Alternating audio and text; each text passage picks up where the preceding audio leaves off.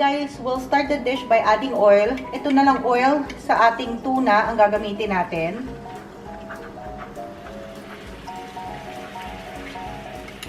Okay. And then we'll add our onions. And we'll wait for it to be translucent.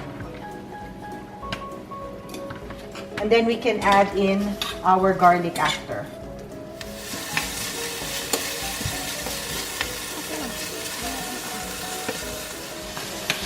Okay guys, so translucent na yung ating onions. We can start adding in our jalapeno peppers.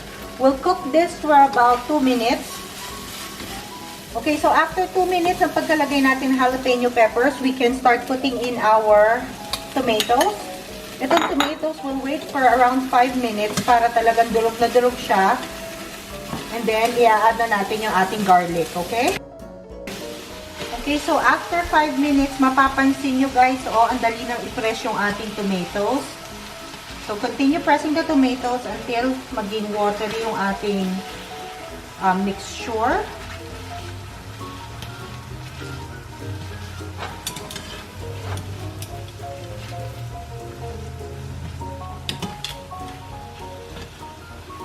And then at this time, we can start adding in our garlic.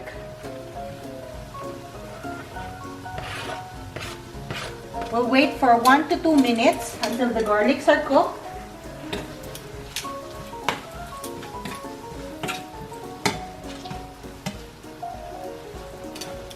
Pwede na rin natin lagyan ng konting pepper.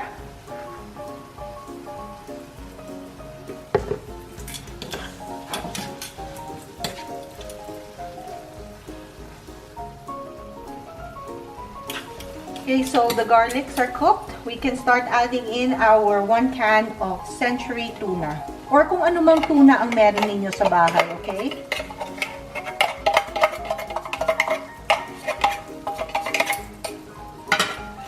Mix it well.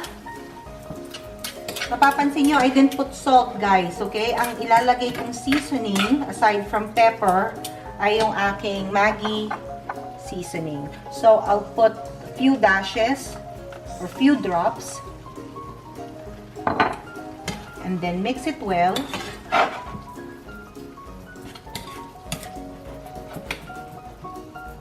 And let it boil for 1 more time and then we have our dish.